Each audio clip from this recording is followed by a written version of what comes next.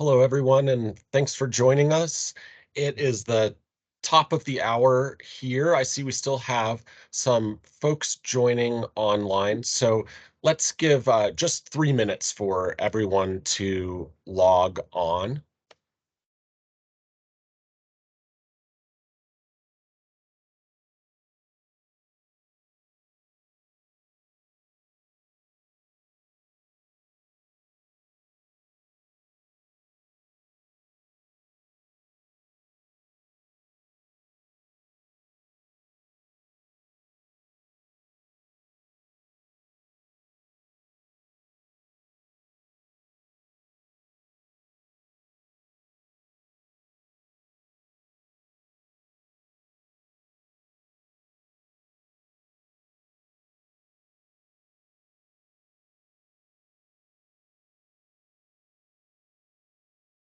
I see our participant list is still going, so for those of you who just joined us, welcome. We are waiting until 11:03 to get started to let everyone have a moment to log in.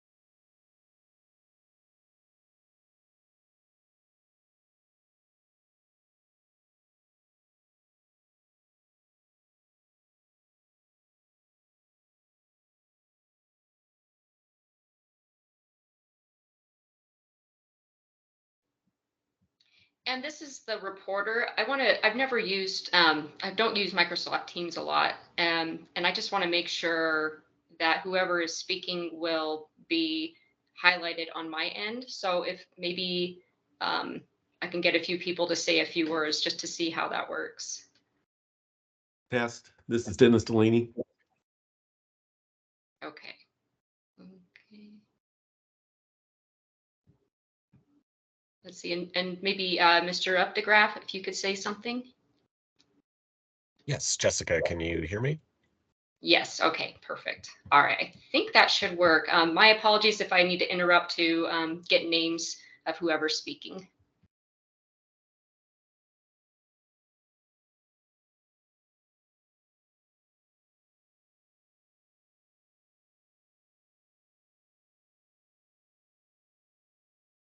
Okay, well, it is 11:03 here Mountain Time. Looks like we had a few more folks join us. We will go ahead and get started.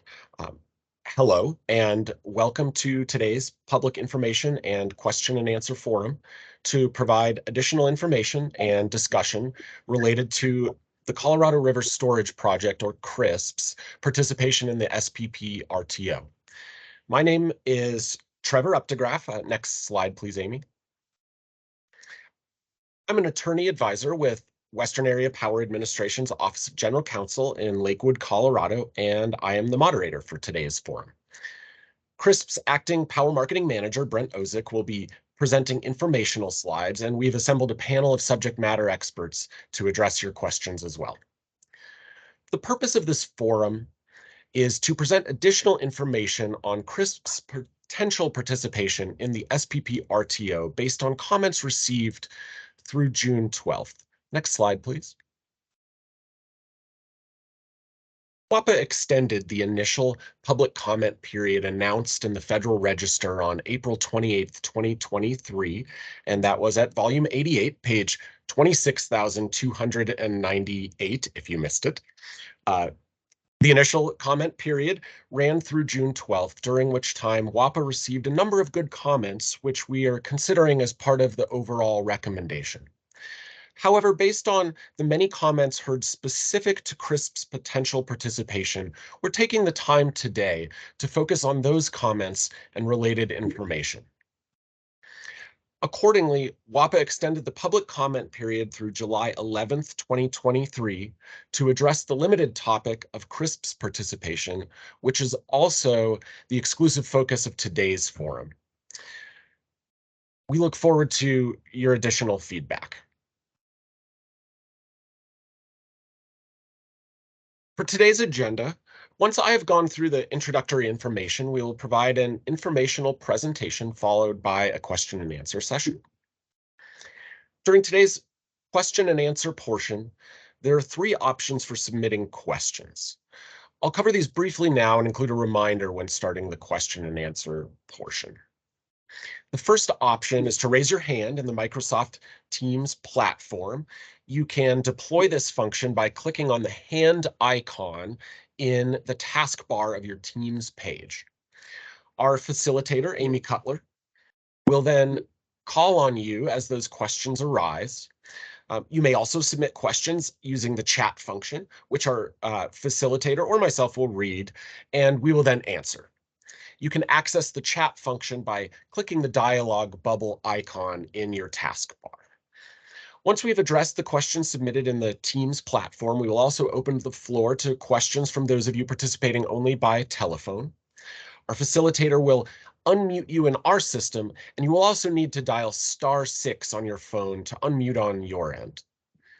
When asking a question, please include your name and the organization you represent. And if you have a question about a specific slide, please note the slide number and we can pull it up for reference. Please note this session is to provide information and answer your questions. It is not to provide comments. Formal comments need to be submitted in writing by the extended comment period deadline of July 11th, 2023. Please also note we are recording this forum in the Microsoft Teams platform, and a court reporter is taking a verbatim transcript. Given recent technology challenges, we also have a secondary system providing a backup recording of this webinar, though we will only post one version, and the recordings will be started and stopped at the same time. If you do not wish your voice to be recorded, please feel free to submit comments or questions using the chat function mentioned previously, and I'll be happy to read your question into the record. With that, I'll take a moment to check for any questions about the process and scope of today's forum. I'll also remind you to please feel free to raise your hand or pop a question into the chat at any time if a question comes up. But please note that we'll address the questions submitted and hand raised during the information presentation after the end of that presentation and during our dedicated question and answer portion. Next slide, please. As a reminder, we're here today to discuss WAPA's recommendation for the Rocky Mountain region and the Colorado River Storage Project Management Center to pursue final negotiations regarding membership in the Southwest Power Pool, or SPP, Regional Transmission Organization, or RTO, and for the Upper Great Plains region to expand its participation. All presentations, along with the associated Federal Register notice, recommendation report, and all supporting materials are posted on WAPA's website at the address indicated. For those of you participating by phone, that address is, and bear with me, https://www.wapa.gov/about/key topics/southwest-power-pool-membership.aspx. Next slide, please. WAPA will post all comments received to our website, and the email and postal addresses for submitting comments are indicated in our April 28th, 2023 Federal Register notice and at the end of today's presentation. Next slide, please. WAPA will carefully consider all comments received in reaching a decision of whether to pursue this recommendation, and WAPA will publish its decision on our public website once a decision is reached. WAPA will also disclose on our website any external communications about the RTO initiative while the public process is pending. And WAPA personnel will continue to participate in public industry activities and discussions regarding electricity markets. With that, we will move to the next slide and turn things over to Brent Osick, the acting Vice President of Power Marketing for the Colorado River Storage Project Management Center, for our informational presentation. Thank you, Trevor. I assume you can hear me just fine. Sure can. Thank you, Brent. Thank you. So Good morning, everyone. And Trevor did introduce me, but I'll introduce myself again. I'm Brent Ozick, the Acting Vice President of Power Marketing for the CRISP Management Center. And so thank you all for your time today. We'll spend the next few minutes reviewing some slides. On the screen is the agenda, and we'll cover the following topics. So, primary comments received related to CRISP potential SBP RTO participation.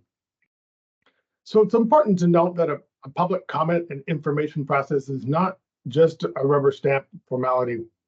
They really are important and allow customers and members of the public to comment for the record.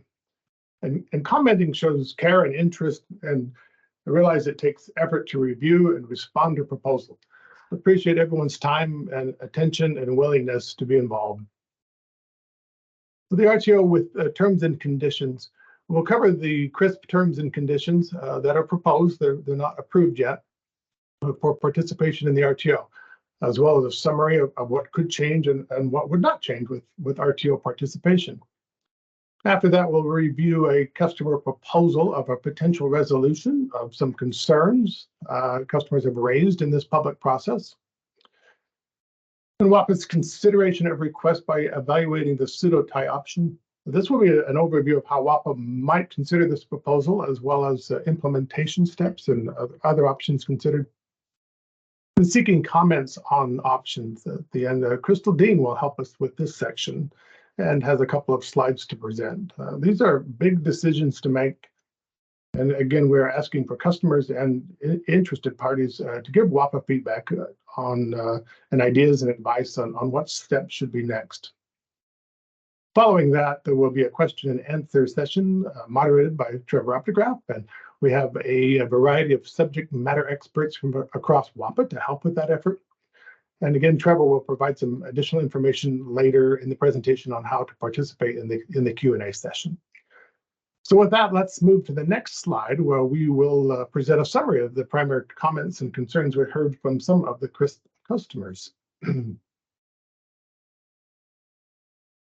We received these types of comments from a number of customers.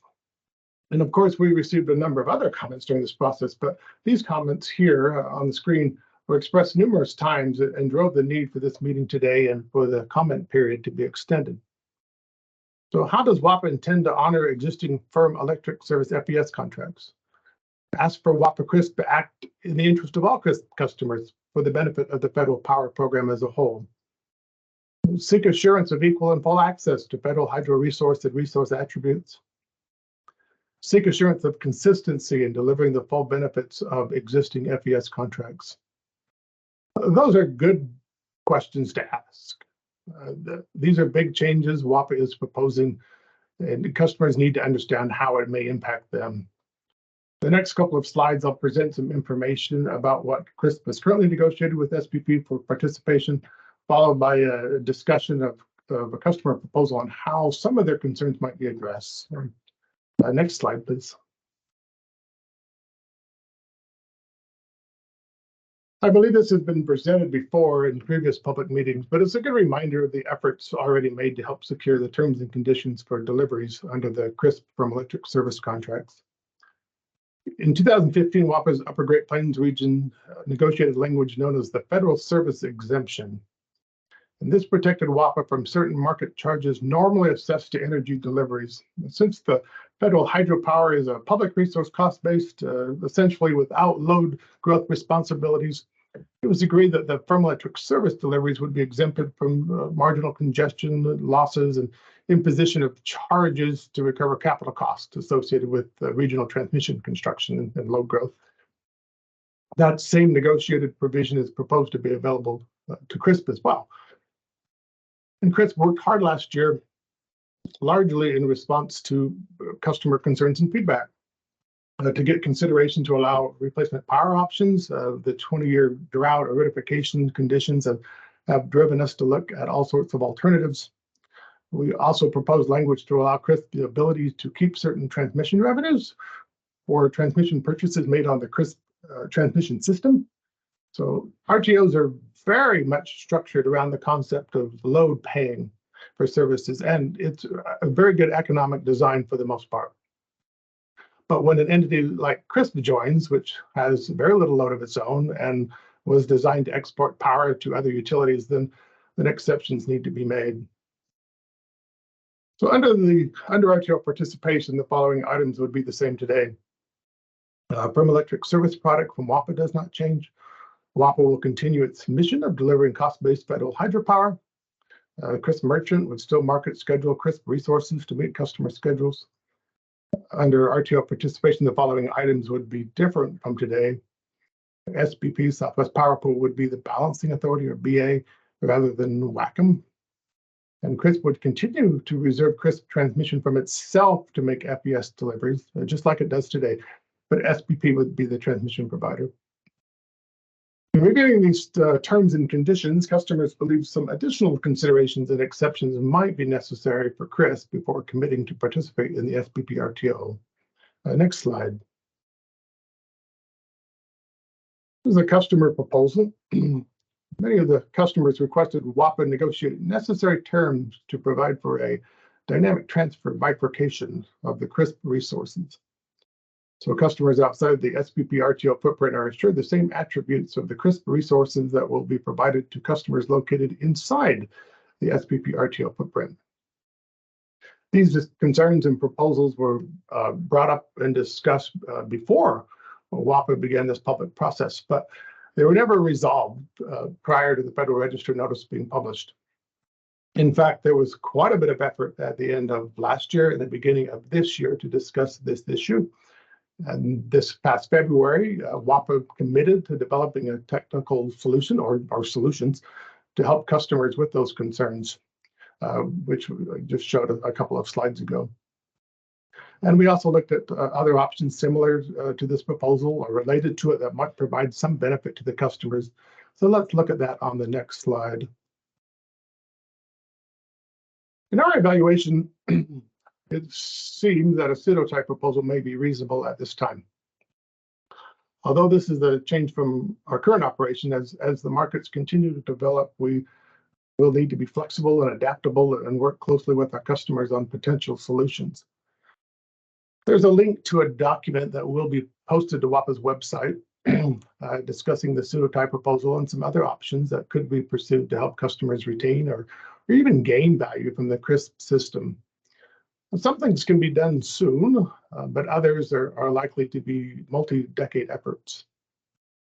I think all of us will need to zigzag our way through market threats and opportunities for the next 10 or 15 years. So we'll need to be agile. And this is a very dynamic time of change. But today, let's take a closer look at the pseudo-type proposal. Next slide. So here's the proposal. Move the existing CRISP hydropower deliveries of the CRISP Southern Division customers into the Western Area Lower Colorado WALC, BA be a pseudo-tie. CRISP generation would physically reside in the SPP footprint. WALC would be responsible for bidding and settling per Western Energy Imbalance EIM requirements. The CRISP generation in the SPP RTO would be included in the SPP RTO Reserve Sharing Group, and the portion of CRISP pseudo-tied would be included in WALC's Reserve Sharing Group for generation reserve responsibility. So how would this be implemented exactly? We have some thoughts to share on the next slide. So WAPA has had considerable internal discussion with staff in settlements and operations, the EMMO, and IT, among our CRISP, our Desert Southwest, our Rocky Mountain region, our Upper Great Plains region, on how this proposal might be implemented. The regions have worked well together in trying to understand what this might mean, and here this is an overview of the requirements so everyone can be aware. There are always many details to be worked out, but WAPA has taken the initial steps. So develop a CRISP implementation plan in coordination with other regions at SPP, update energy accounting procedures between CRISP and DSW. CRISP hourly scheduling rules would still apply. CRISP EMMO would create a daily pseudo tag to DSW, and WALC would be the source for the daily tag for CRISP Southern Division customers for EIM. Complete new EIM resource implementation process. The full network models would need to be modified for EIM and SPP. CRISP, Rocky Mountain Region and Desert Southwest software would be modified to add, remove resources to include new allocation calculations, new SCADA nodes, settlement locations and testing. DSW and Rocky Mountain settlements would require a process to capture the financial gains and losses from the market. There would be a marginal increase to the ongoing market software cost, and WAPA will strive to follow cost causation principles and minimize cost shifts for this implementation. With that, I thank you for your time this morning, and I will now turn the presentation over to Crystal Dean, Vice President of Enterprise Management. Good morning, everyone, and thank you, Brent, and for everyone being here. On the screen here, I wanted to just remind everyone that both as Trevor and Brent have mentioned, WAPA extended our public comment period to receive feedback on the additional information presented today.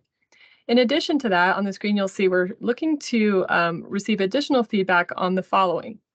If WAPA is unable to proceed with our originally proposed recommendation, as well as the customer pseudo proposal that Brent just discussed, should WAPA conclude this current public process and continue to look for other market options that will align with our guiding principles and help us develop a new recommendation?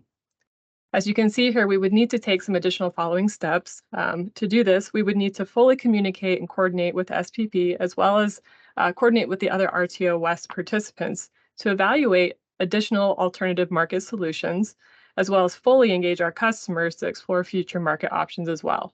One of these options could be UGP and Rocky Mountain Region pursuing final negotiations with SPP, but without CRISP. Of course, if an updated recommendation were to be developed under this feedback requested, WAPA would initiate a new public process to seek comments from our customers, our Native American tribes, and other stakeholders on the substance of this recommendation, just as we have done today with the current RTO-West recommendation process. Next slide, please.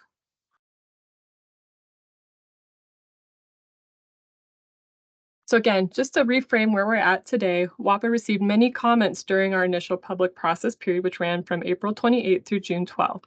After evaluating all of the many comments received, we reopened our public process to specifically address comments regarding CRISP potential participation in the SPP RTO.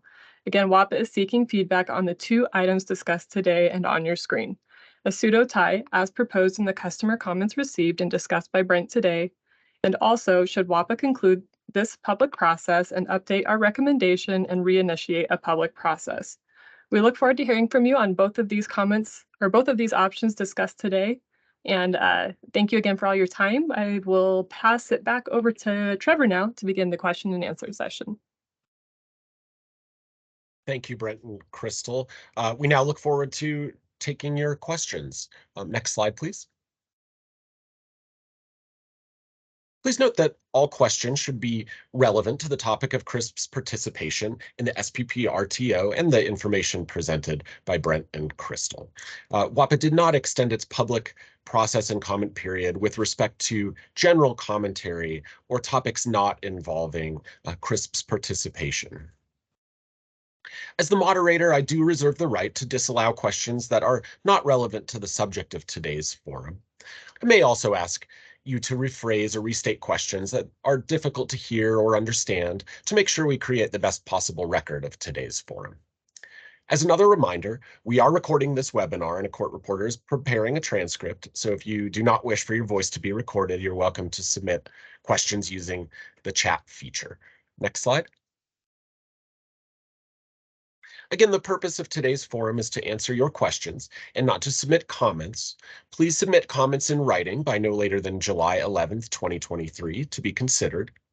This slide, as well as our April 28th, 2023 Federal Register notice, contain information about how to submit written comments. Next slide, please.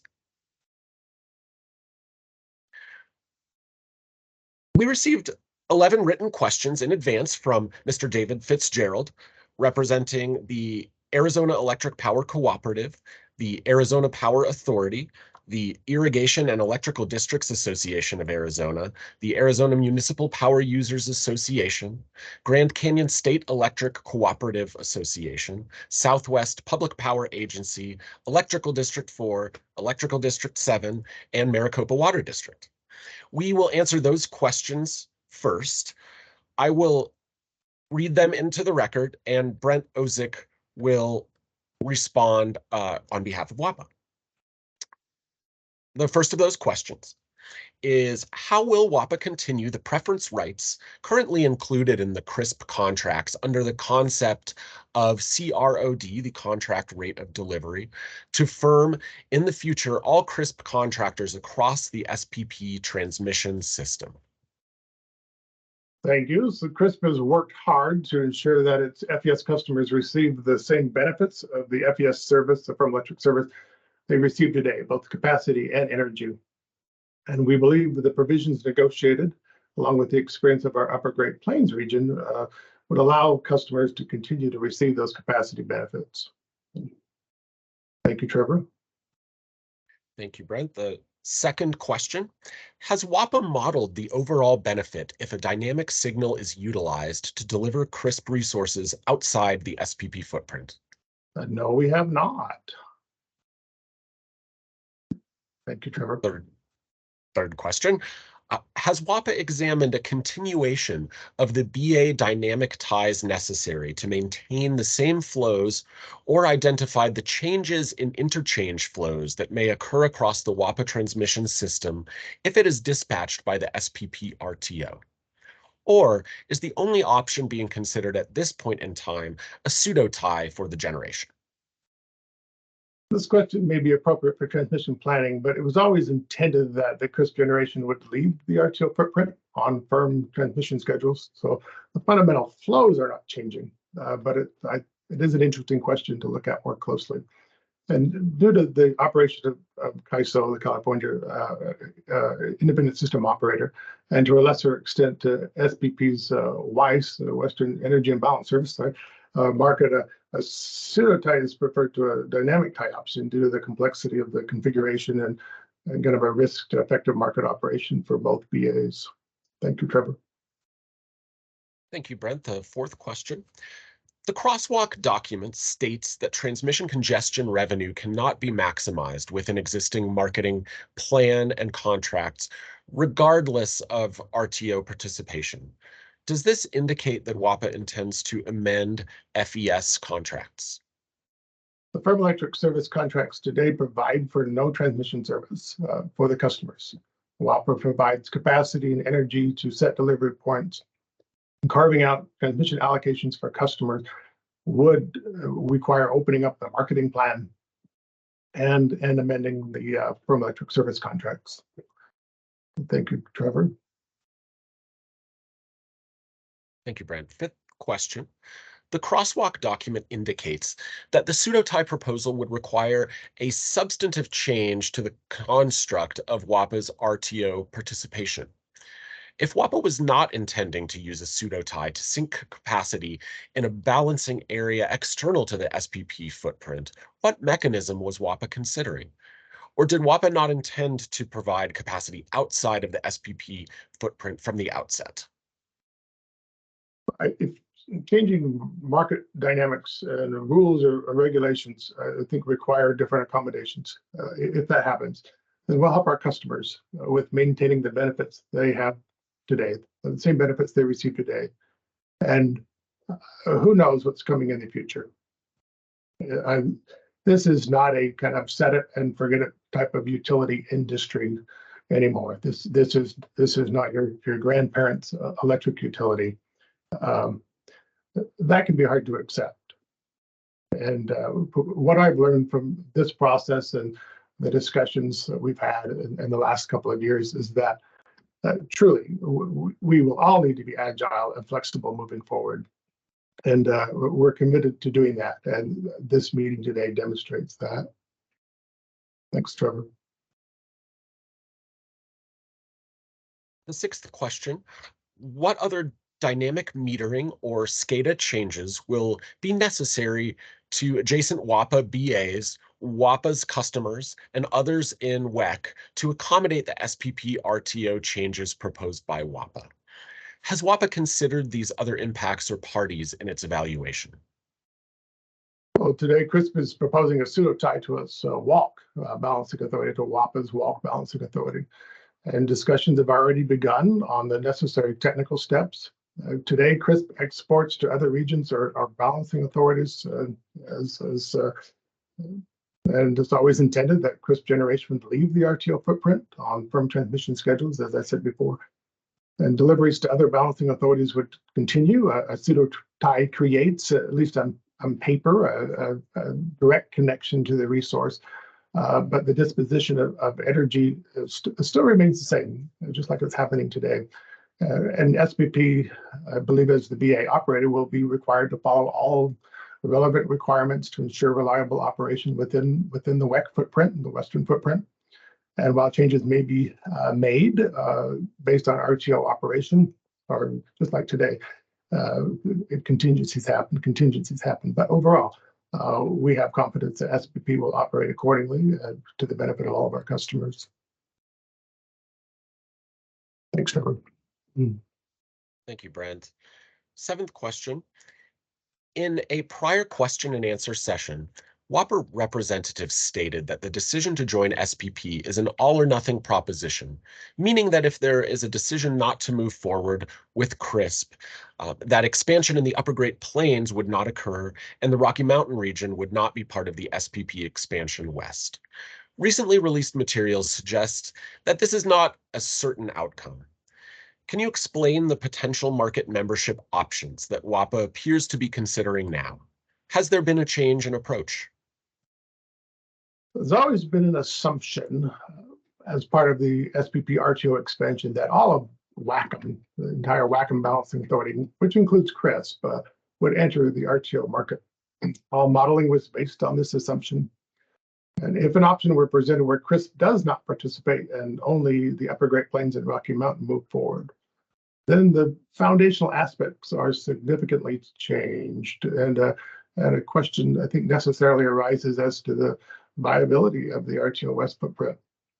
Having only UGP RMR enter could be an option, but it would need to be examined closely with SPP and the other RTO-West participants. Thank you, Trevor. Eighth question. If the benefits of the Rocky Mountain region warrant WAPA moving into SPP, will WAPA move CRISP into SPP regardless of the impact on CRISP customers? Yes, again, the CRISP has worked hard to ensure that the FES customers receive the same benefits of the FES service that they receive today. And this proposal was designed to benefit all customers. And if there are identified impacts, new ones, then additional discussions do need to occur. So, thank you, Trevor. Question 9. In prior webinars, WAPA has stated that all OAT, Open Access Transmission Tariff, contracts would be transferred over to SPP. Does WAPA hold that view with regard to FES contracts? No, the FES firm electric service contracts are not being transferred to SPP. Thank you. Next question. How will WAPA honor their agreements over a system that is based upon exchanges for power delivery in a new market which does not span the same geographical area which enabled the original CRISP transmission system design and plan? In other words, the CRISP marketing areas. Has WAPA examined how this decision aligns with the CRISP marketing area and act? We don't see a conflict with the CRISP Act. As the former question, all existing arrangements for exchange contracts or grandfather contracts will continue to be honored through the term of those contracts. Thank you, Trevor. And our 11th and final question of this series, since the ongoing review period that began with the publication of the Federal Register notice, has WAPA continued discussions with SPP? Have there been any communications with SPP regarding the input received, and has SPP given WAPA any guidance that is not otherwise available on the WAPA website? Has WAPA consulted with SPP on the pseudo-tie crosswalk that was recently shared with customers? No, there's been no discussion with SPP about the pseudo-tie option since the beginning of this public process. I mentioned earlier, this has been a discussion we've had earlier in the year, late last year, but there was some discussion then, but no, none since the public process began. Of course, SPP can join. These are public meetings, these public information and comment forums, and can access all the materials on the website like anyone else. But the short answer is no. Thank you, Trevor. Thank you, Brent, for taking those questions, and sincere thanks as well to David Fitzgerald for submitting those questions. David, I'd like to give you the opportunity if you have any follow-up or clarifications from the series of questions.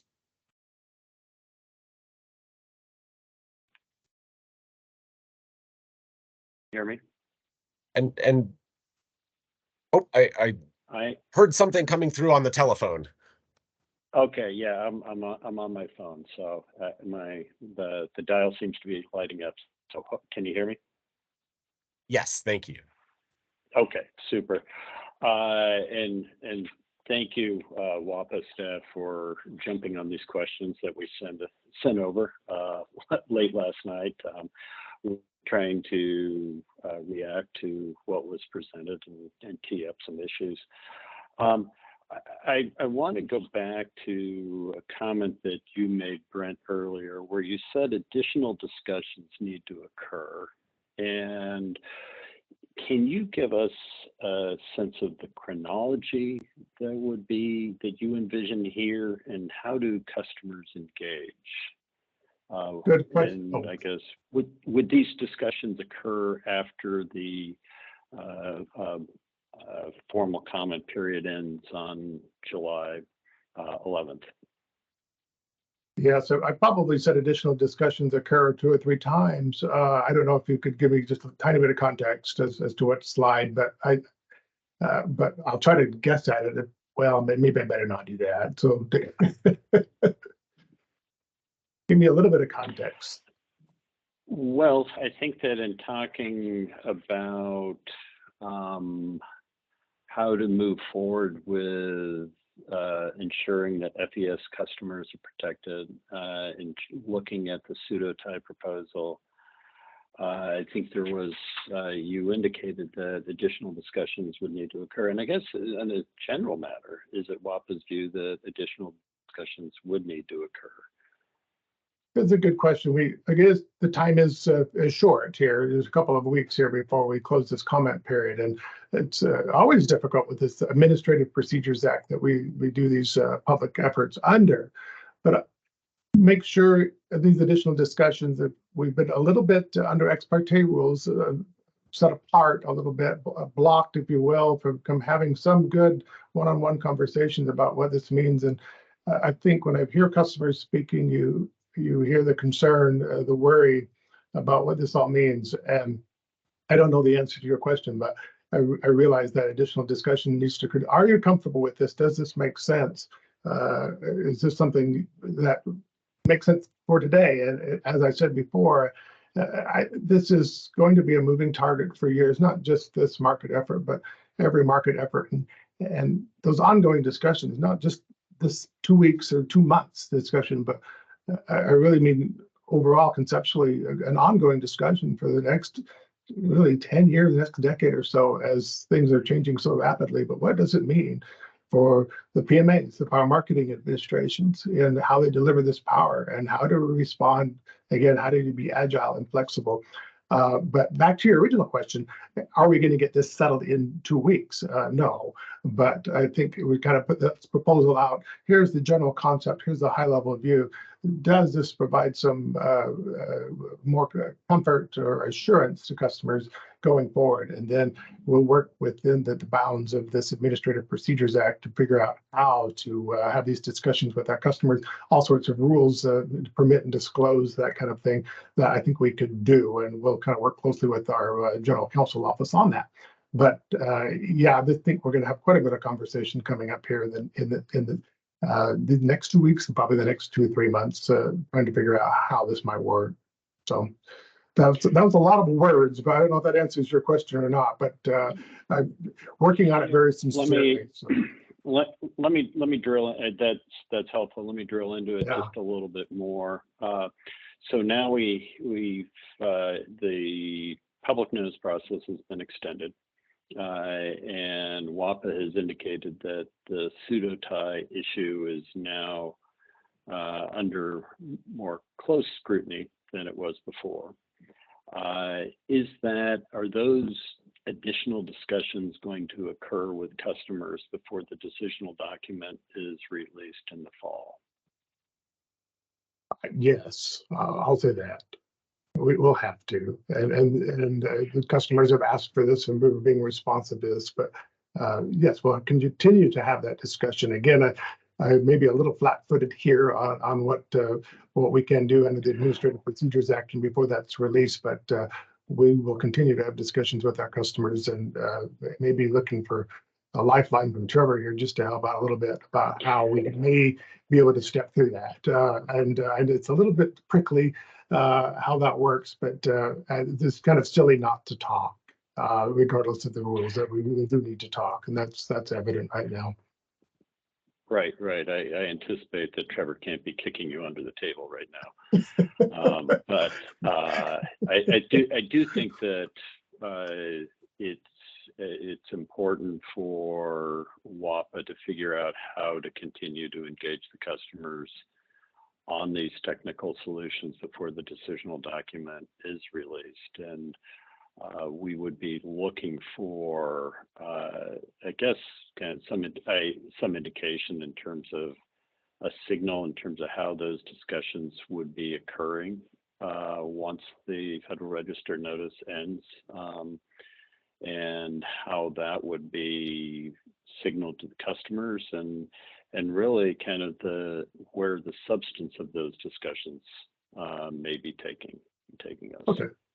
Well, heard and understood. So we'll continue to work through that. It may be again some extended periods. So we'll work with our general counsel on kind of how to work that inside the Administrative Procedures Act. So okay. And just to kind of go back to one more question, and I'll kind of yield. When we got to question number 5. And there was, in the question number 5, I'll just repeat it, is the crosswalk document indicates that the pseudo-type proposal would require a substantive change to the construct of WAPA's RTO participation. Mm-hmm. And this question was really intended to understand what WAPA intends if it wasn't looking for a pseudo-tie or a dynamic signal to ensure that capacity ends up in an external BA. So recognizing that in the crosswalk document you have scenario 2, how was WAPA intending to provide the capacity to sync in an external BA without a pseudo-tie or without a dynamic signal? Good question. When we had these discussions about the pseudo-tie, I think WAPA was, honestly, just me personally, a little bit puzzled, by the request. We had full faith and confidence that what we were doing today is what we would do tomorrow. And the SPP, there would be no hindrance to our operations, the same operations we've had, and that power capacity and energy would be delivered to our customers or outside of the footprint. I think we delivered to 8 BAs or something like that. It's quite a diverse lot of customers. But what we're doing today is what we would do tomorrow, and customers would receive the same value. And then we heard from some customers, well, some of the market rules might be changing, or some of the what they do, and it could impact some of these deliveries, and we may need something different. Okay, and we'll take a look at that a little closer, and how can we accommodate you? But it was our assumption, at least my personal assumption, that there was nothing that was going to be different. We'd have a different BA, the RTO would deliver, we'd export power, just like we do today. If you weren't paying attention, you might not notice any change at all. And so that's what we were really hoping. Now, if situations have changed or rules have changed, or they think there's some threat coming, and maybe there is. Okay, we'll set ourselves up to address that threat, and the pseudo tie apparently helps mitigate that potential threat or concern. But it was always our intention that customers would receive the same benefits of the capacity and energy that they did today. But these forums and these discussions help broaden our understanding and knowledge. And we realized, oh, okay, maybe you need something different. And I talked about that earlier. I don't know what's coming in 2 years or 3 years or 4 years or 10 years. Somebody's going to come up with some crazy rule, or a market will come up with a crazy rule that a FERC will approve it. And then we're all going to be sort of reacting to it and trying to change things. And this is, again, not a set it and forget it type of scenario. I think we're all raised up in this industry with 50, 60, 70-year contracts with the assumption that nothing's going to change. And for a long time, nothing ever did, but not anymore. And all we can do is continue to work closely with each other to talk and discuss, and like, how do we continue for this hydropower to be beneficial to all of our customers? And again, as long as I'm sitting here, we'll continue to be responsive to that.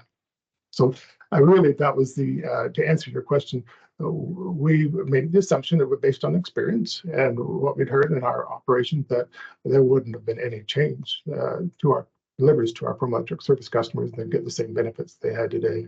So a good question, though. Thank you. Thank you, Brent, and thank you, David. I'll circle back with 2 points of clarification. David, thank you for placing a note in the chat as a point of order. For those who were unaware, David clarified that he is here representing the Arizona Electric Power Cooperative, or EPCO, and provided comments as a courtesy on behalf of additional Southern Division customers that I listed at the outset of those questions. So David, thank you. I wanted to acknowledge that clarification. The other point related to the questions about our ex parte restrictions, or restrictions on ex parte communications during the public process, and the prospect of holding additional individualized meetings prior to the administrator's decision. And WAPA does comply with the Department of Energy's restrictions on ex parte communications during a public process. And the administrator's decision on whether to proceed with the recommendation needs to be based only on the information received as part of the public process and the record we develop in that public process. And as part of our ex parte communication restrictions, we are generally prohibited from holding individualized meetings after the close of the comment period and before the administrator announces a decision on the recommendation. Once a decision has been reached, we will be able to meet with customers to work through implementation details. But I do want to emphasize that our decision is based on the record that we developed through the public process, including through this meeting. So if there are comments or questions you would like to place in the record, please provide those within the comment period, again, that closes July 11th, 2023, and also raise those here in this forum. With that, I see we also have received some questions in the chat. I can go ahead and work through those, and for and we have some hands up as well. So I acknowledge that after we have gone through questions in the chat, let's go to the hand raise function in Teams. For those who may wish to submit a question in the chat but have not yet done so, as a reminder, you can select the chat dialog bubble icon in your Teams taskbar, and that will open a chat feature on the right of your screen where you can type a message and place that message into the chat for us to answer. And I am scrolling through. Our facilitator, Amy Cutler may help to make sure that I don't miss questions that have appeared in the chat. But We'll be standing by, Trevor. So far, I see 3 sets of questions on the chat, starting with Sherry for Reg. Sherry has 3 posted questions at 11:25. If you don't mind reading those into the record, greatly appreciate it. Thank you, Amy, and thank you, Sherry, for the questions. I do see those here in the chat. The first question, regarding the request to pseudo-tie the resource, can WAPA provide more information on how the resource would be split between SPP RTO versus WALC, the WALC BA? Is WAPA wanting it to be a split at 50-50? I'll get that really quick. We should have that crosswalk information posted fairly soon on our website, but not 50-50. But we looked at the CRISP Southern Division deliveries, roughly 250 megawatts of deliveries going south. So that would be the pseudo-tie proposal. I think 247 megawatts of the pseudo-tie from Glen Canyon to Pinnacle Peaks. There's another question. Trevor, do you want to read the next one? Thank you, Brent. Yes, the second question from Sherry. Did the comments that focused specifically on the request to split indicate a clear explanation as to why the split is needed? Was it due to agencies being short on energy, or was there a clearly identified market construct reason related to that request? That's a good question. I don't think it was clearly stated in some of the requests, but in some of the discussions and in some of the requests that we have received, there was a concern that without a pseudo tie, that the CRISP deliveries would not be counted as capacity credits. So with the pseudo tie into WAP, then customers could be assured that their capacity credits would continue. Energy was really never much of an issue, but it was the value of the capacities that customers were trying to secure. Thank you, Trevor. Thank you, Next. Brent. And the third question, is the pseudo-tie request related to a concern in regard to a lack of being resource sufficient in the WALC BA? That was that drove some of the discussion as well. There are some new rules coming up about resource adequacy and resource sufficiency and how those would be counted. And the customers were concerned that this SPP RTO contract and how it was set up, that it may not be able to count some of the CRISP deliveries for their resource adequacy requirements. So they believed a pseudo tie would help with that effort. Thank you. And Trevor, the fourth question is from Miss Leslie Dreams, posted at 11:29. Yes, and thank you, Leslie, for your question. The question is, could the questions being read in be provided in a link in the chat or on the website this afternoon? And perhaps, Crystal, would you be able to take that question? Sure. Thanks, Trevor. And thanks, Leslie, for the question. I think what we're trying to keep true to is all questions and answers will be provided on the website via the recording of this webinar. So we just invite you to visit the webpage after this and listen back for those questions and the appropriate responses from Brent. Thanks, Leslie. Trevor, I don't see any more chat questions, and you have 2 raised hands. Well, thank you, Amy. And again, a reminder, do please feel free to pop questions into the chat anytime. Let's shift over to the questions using the hand raise function. And again, if anyone would like to deploy that function, you can see the little hand in the taskbar at the top of your Teams page. And when you select that, your hand is raised in the platform. Amy, if you'd like to go ahead and call on those questions in the order that they came in, and we may not see who raised those hands first. So we will work through all of the questions.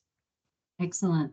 So we first up is John. John, would you like to? Oh, I will unmute you. So hold on just a second.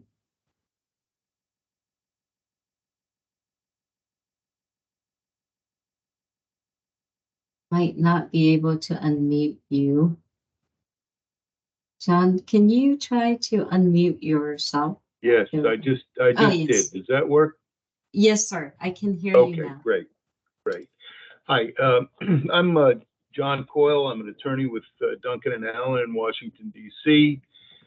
Here representing ED4, ED7, and Maricopa Water Conservation District. I had some experience on both sides of this. It's been my privilege to work in Arizona since the mid-90s for various electrical districts, conservation districts, and also have a number of clients in the Southwest Power Pool. I wanted to start by thanking WAPA. I think the process perhaps did not start off on quite the right foot, but it seems that you have made some substantial efforts to move in the direction of your customers, and we really appreciate that. My question is, it was unclear to me whether your original construct for migrating to the SPP included moving the walk BA into the SPP or leaving it separate. And concurrently, does the pseudo-tie proposal then contemplate leaving the walk BA outside of the SPP RTO footprint?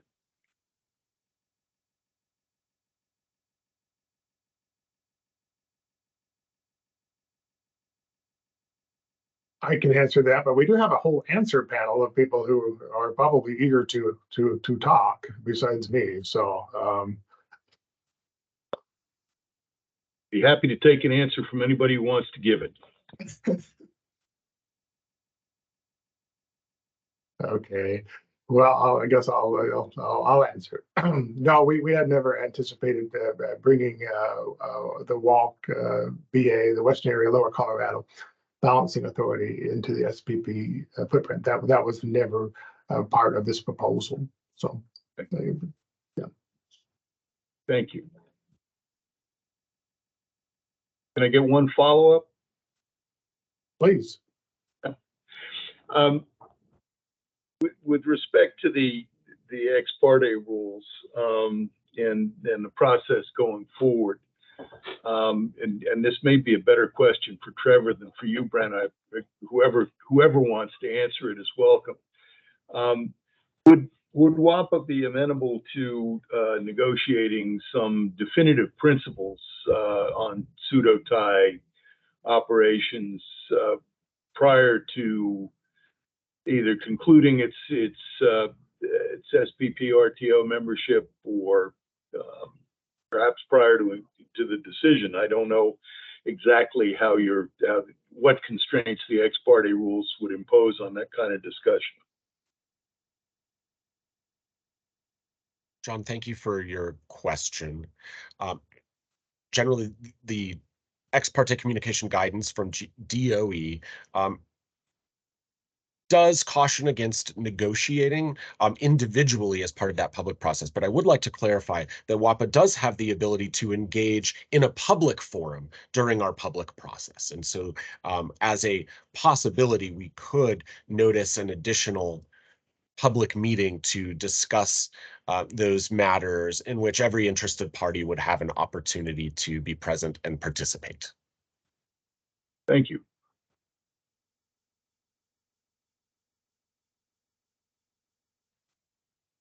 Trevor, we do have another raised hand from Jill Jones. And then we have a question on the chat. So Should we go to the raise hand next? Yes, let's take Jill Jones's question, and I'll acknowledge that Gail Bates, I see your question in the chat, and we'll take that one next. Thank you.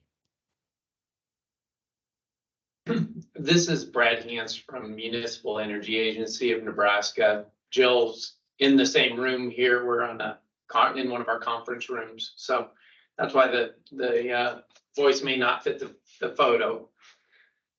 Can you hear me all right? Yes, thank you. All right.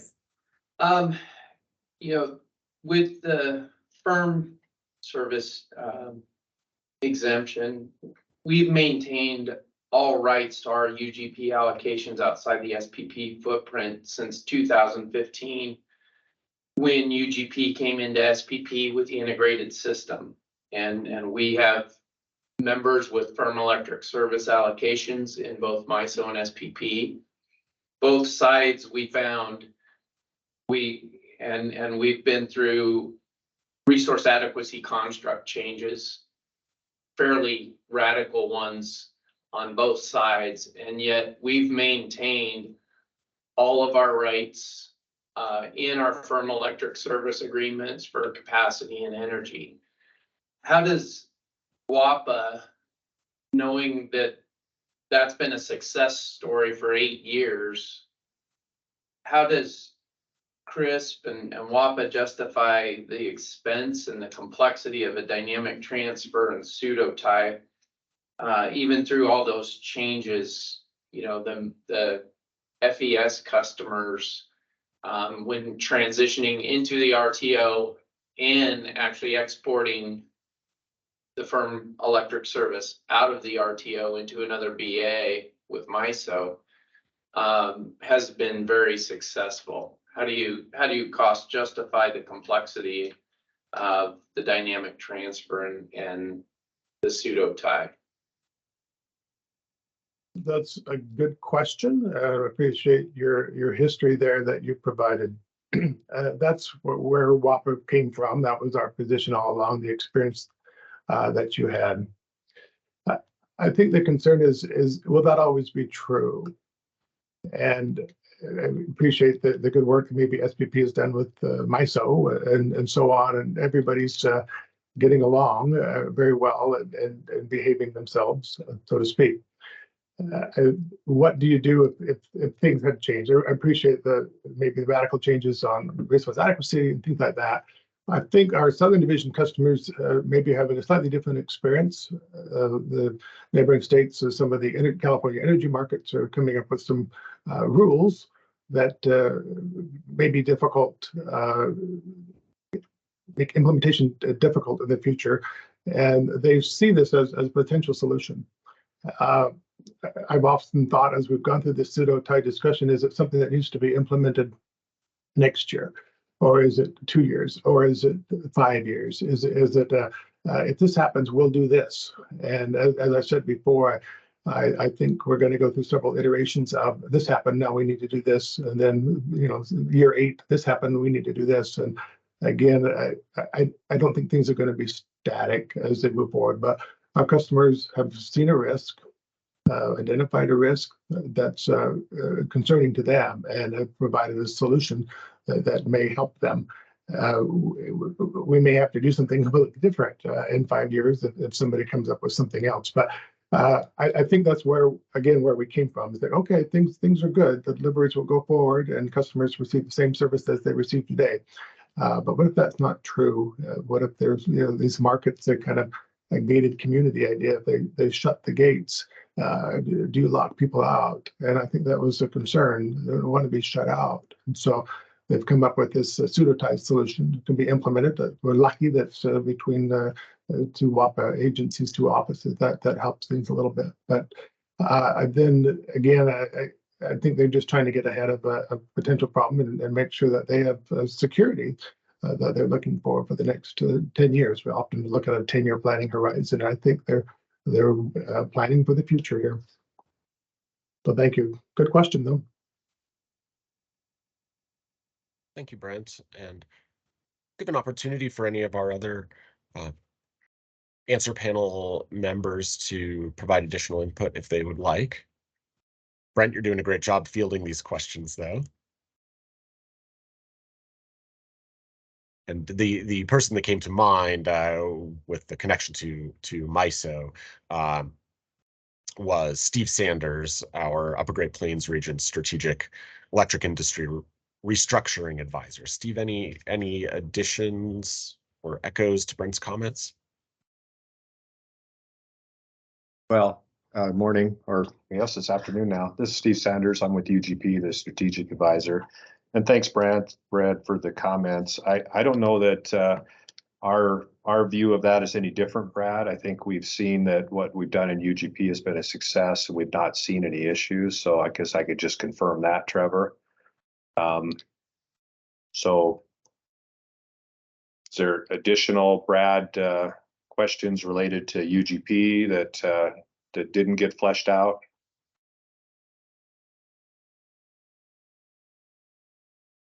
No, I think the only follow on is, you know, in the anticipated change or for a future of what may be an anticipated change is the pseudo tie have any assurance above and beyond what, you know, was originally proposed?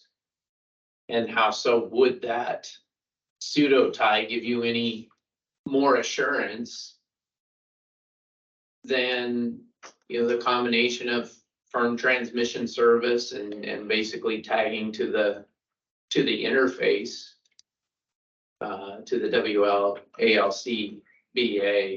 How would the pseudo tie give you more assurance if another market comes in and wants to make a radical shift in how imports are brought in? Okay, no, I appreciate that. And I think Brent would probably have to address that, but to the extent that we don't have an immediate answer today, Brad, if you could submit that as a comment, then we'll definitely respond to that in that manner. So I think that is a good question. So thank you.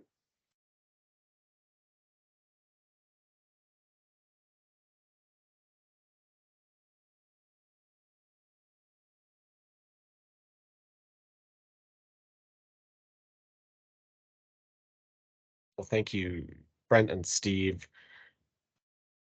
We have another question in the chat, and this is from Gail Bates. The question is WAPA prohibited by its public process from discussing the pseudo-tie proposal with SPP?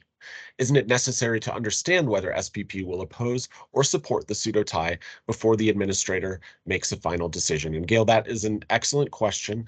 I'll be happy to field that question. One of the aspects of our ex parte communications restrictions and approaches that's somewhat unique to the RTO effort is that WAPA is working on an ongoing basis on implementation details with SPP. And we have disclosed publicly on our website that we may be and anticipate that we will be meeting with SPP to discuss implementation details during our public process and consider those to be permit but disclose meetings.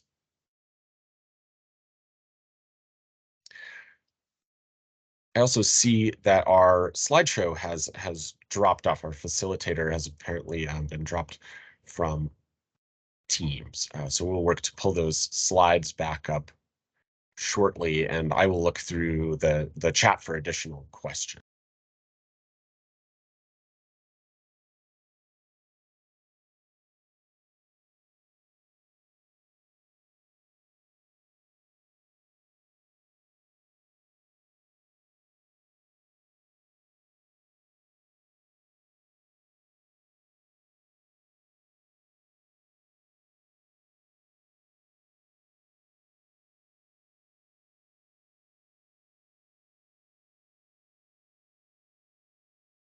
Apologies, I'm on mute. I do see a question from Sherry Farag as well.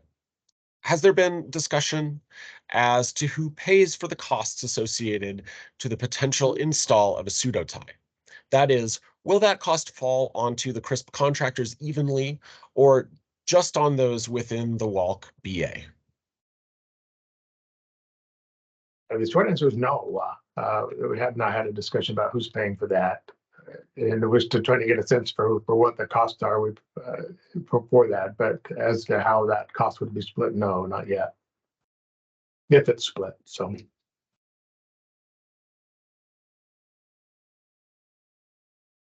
Thank you, Brent, and thank you, Rebecca, as well for pulling up our slideshow again.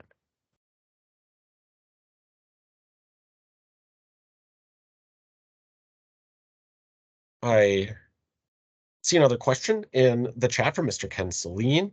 How is the CRISP for those customers in SPP delivered today?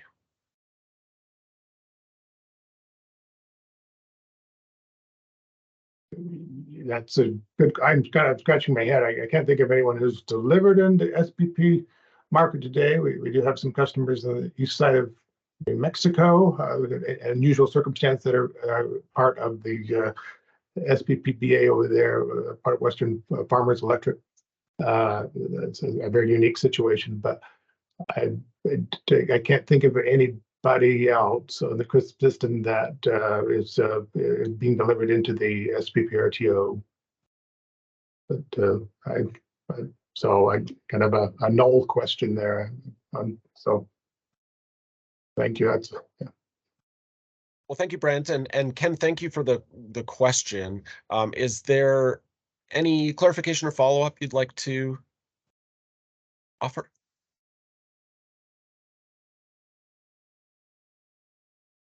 Am I off of mute now? Yes, thank you.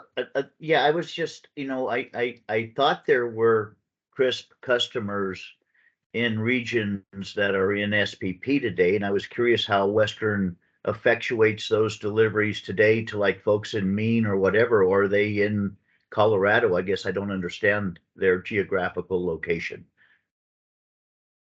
Yeah, a good question. There may be a little bit of map confusion. I know we've had some CRISP marketing maps that show customers over in the Midwest, Nebraska and Kansas, that kind of thing. But we don't actually have deliveries there. I mean, those are members of Tri-State, and sometimes they'll color the maps when we're showing the deliveries of the CRISP power. But technically, the CRISP marketing area is none of it is inside the SPP RTO, with the exception of 4 Eastern New Mexico co-ops. But it's a very, very unusual circumstance. But it's not a good precedent. For discussions here. So anyway, apologize if there's been any confusion over the maps, Ken, in the past, but none of the CRISP customers are in the SPP RTO right now. Okay, Brett. So today then those entitlements are scheduled via a bulk schedule with Tri-State or another member who's in a BA, I guess. They're a BA bulk schedule. Yeah, I'm not quite sure how Tri-State does it. For example, if we deliver to Tri-State, we deliver that to Alt, the substation there on the Front Range, and I'm not quite sure what their operations are after that. But again, our customers are here. Comes Dan Walters to help straighten this all out here. And I'm curious if they're real time or day ahead only. Brett. I mean, I'm just curious how much these changes are they changes if we ask for this, or is it just some minor changes? That's what I'm trying to understand. Thank you. Yeah, well, thank you, Ken. Yeah, I was just going to clarify that, yeah, we don't take any deliveries of CRISP, as Brent said, into the SPP RTO. That said, all of our non-New Mexico CRISP deliveries are in the SPP Weiss today area, which is, the Wacom BA. So that's all I had to say. Thank you.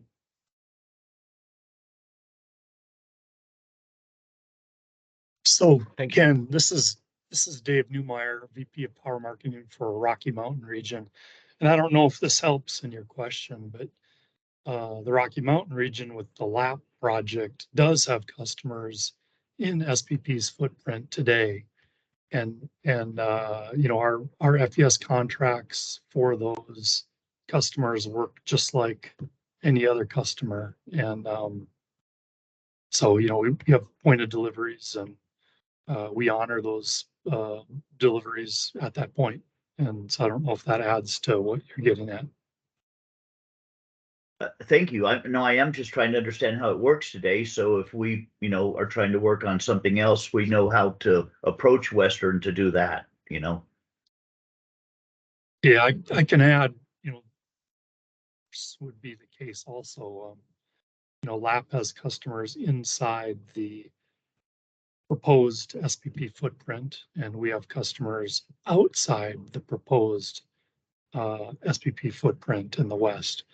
And we don't see any need to modify the contracts or any question of continued deliverability and honoring of our contracts. And so, just like UGP transitioned from being outside SPP to being a member of SPP and continued to deliver to their customers outside the SPP footprint, that's how we perceive it working for us as well.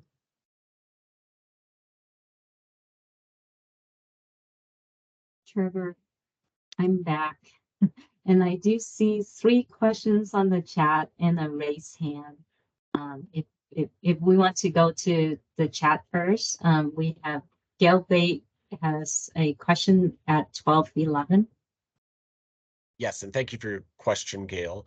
The question is there an estimate of what the pseudo-tie implementation will cost? And Brent, I'll send that to you. I don't know. We can look into that, but I don't have an answer today. Thank you.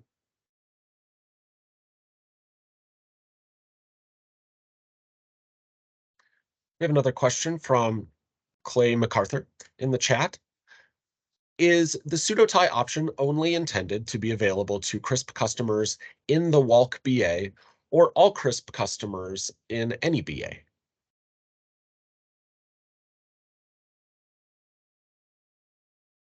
Good question from Clay there on that. So far, the only ones who have asked us for this are the Southern Division customers. So part of this purpose of this meeting was to present this idea, make sure that everyone was aware of what the potential ask was. And that's a good question to submit, Clay. Appreciate that. Thank you, Brent. We have a question from Chris Jimenez in the chat as well. That question is, has WAPA considered the impacts of resource adequacy constructs, such as those in the California Independent System Operator, which treat pseudo-tie and dynamic schedules differently than static imports into the California ISO? Yeah, I think that was part of the discussion we've been having is trying to understand the particular requirements and nuances here of these different markets. And so our understanding is that because of some of these rules and whatever other rules may be coming, that a pseudo-tie helps mitigate some of these challenges that our customers are having, especially with respect to resource adequacy. And as I'm sure as those constructs change over the years, I will be responding to those. So thank you, Trevor. Thank you, Brent.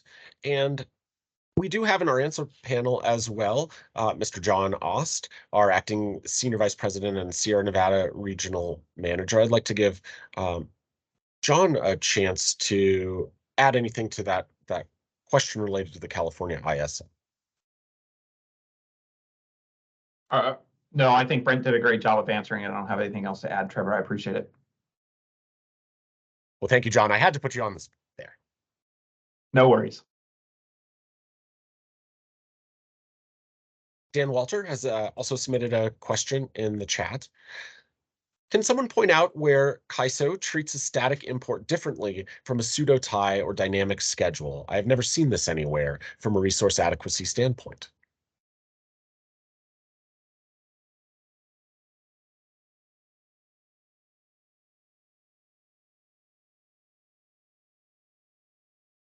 I don't have an answer, so. I'll open this to the rest of our answer panel and give just a moment if others have points of clarification.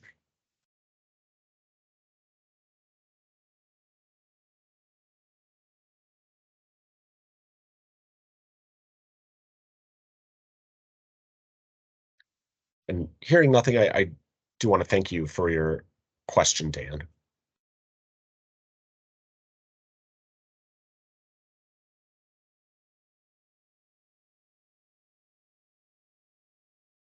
At the moment, I'm not seeing any additional questions in the Teams platform.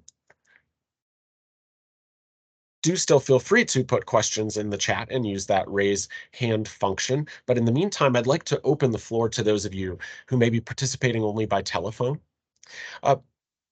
Please remember to press *6 on your phone's keypad to unmute on your end, and our facilitator will also unmute you in Teams. So, opening the floor to those questions.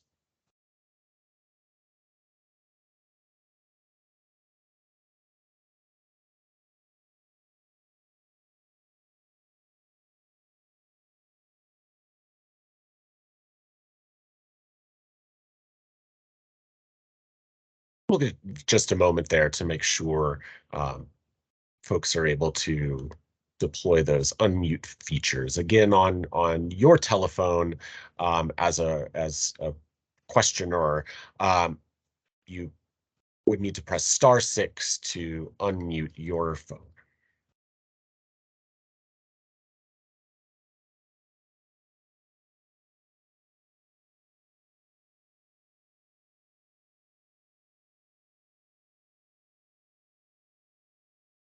Well, I will certainly leave open the possibility that folks on the phone may wish to speak up and add a question. But hearing none, I'd like to open the floor one last time to any additional questions in the Teams platform, either through the raise hand or the chat function.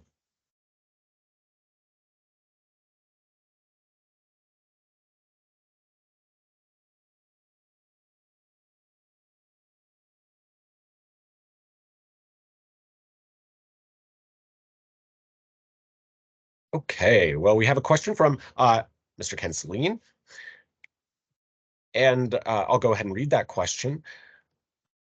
LADWP, the Los Angeles Division of Water and Power, and the California municipals who are not in the California ISO had to deal with this at Hoover.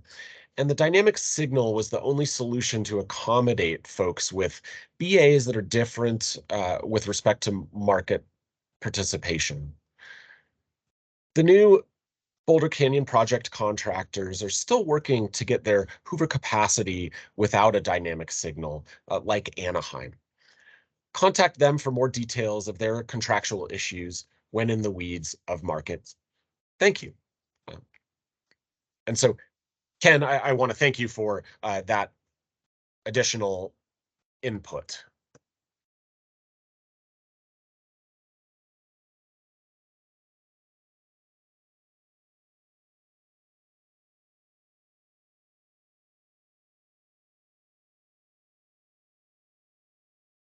And seeing no further questions, I'd like to again.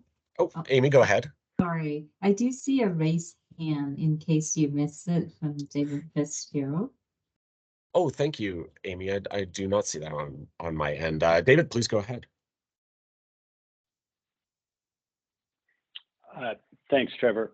Just one follow-up question, Brent. I think it was something that you said earlier with regard to the firm electric service contracts, and I just want to make sure I understand for the sake of understanding the record here. Was your assertion that the firm electric service contractors are not entitled to transmission under the firm electric service contracts? That question's been asked. This isn't the first time. I probably think of instances over the last 20 years where that question has been asked. Do we have transmission in our firm electric service contracts? The crisp answer is no.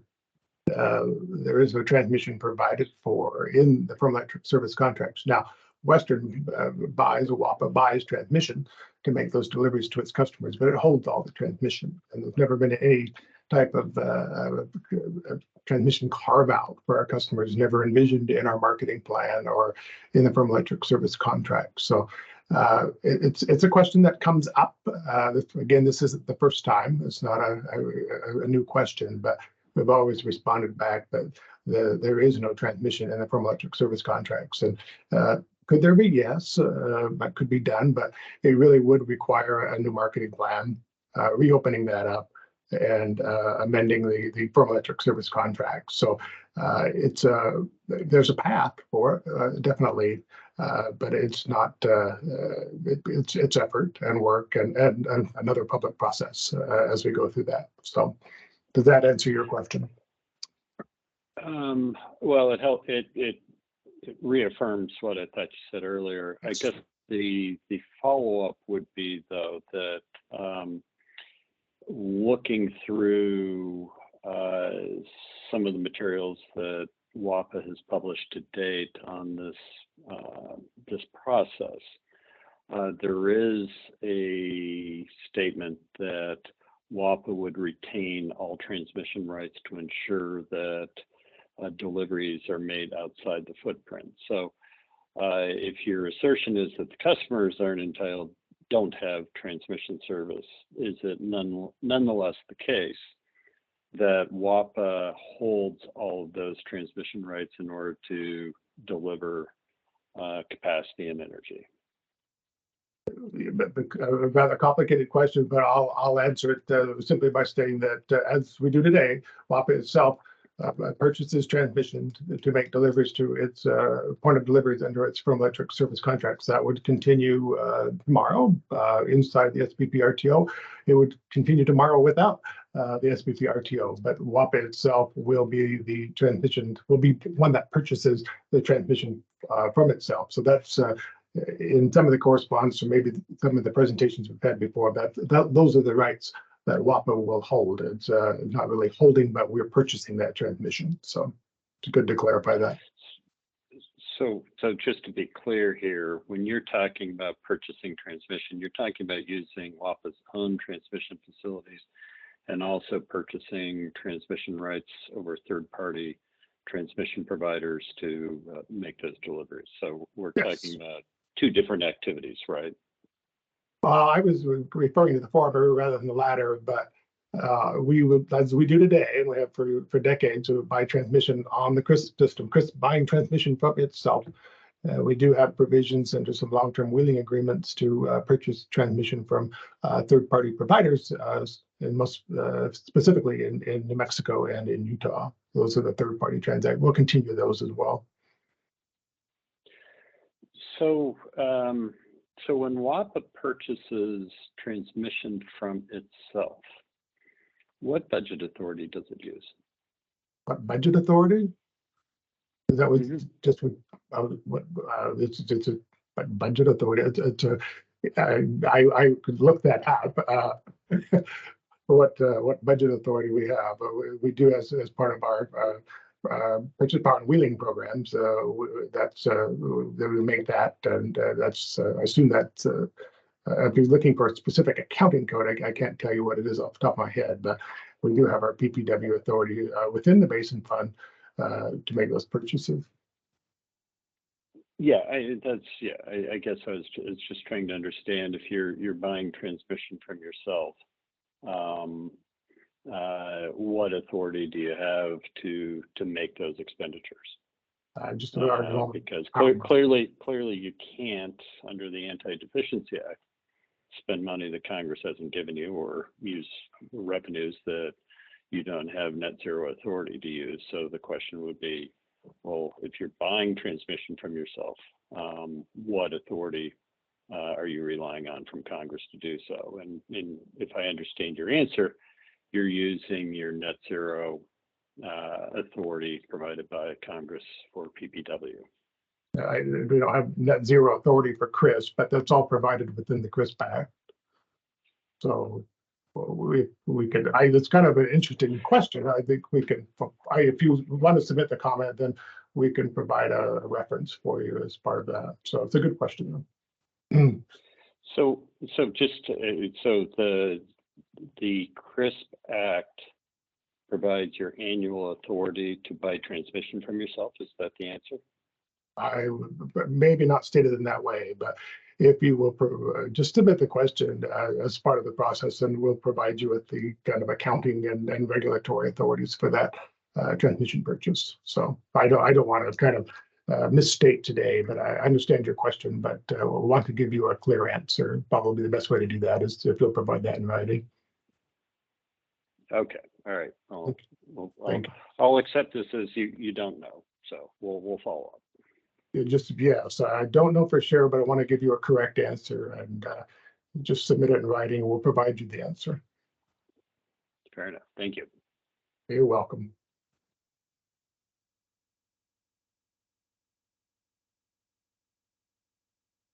Thank you for the questions. Amy, I'll double check with you whether you're seeing more hands raised. I'm not seeing any additional questions in the chat at the moment. Trevor, I do not see additional questions nor hand raised at this time. Thank you, Amy. I will give one last call to anyone who would like to raise their hand or pop a chat in. We'll give just about 15 seconds here.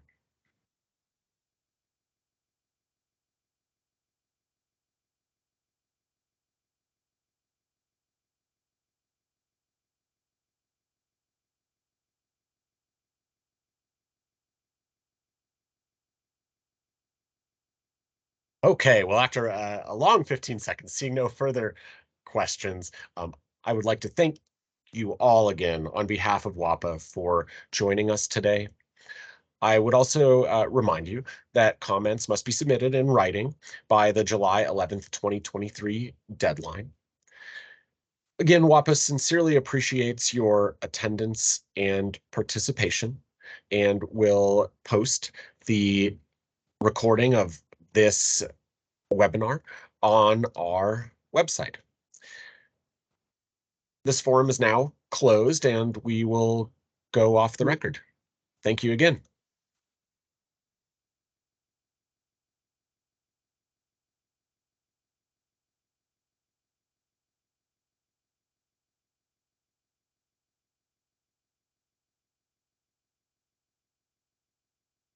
So now what do we do, Trevor?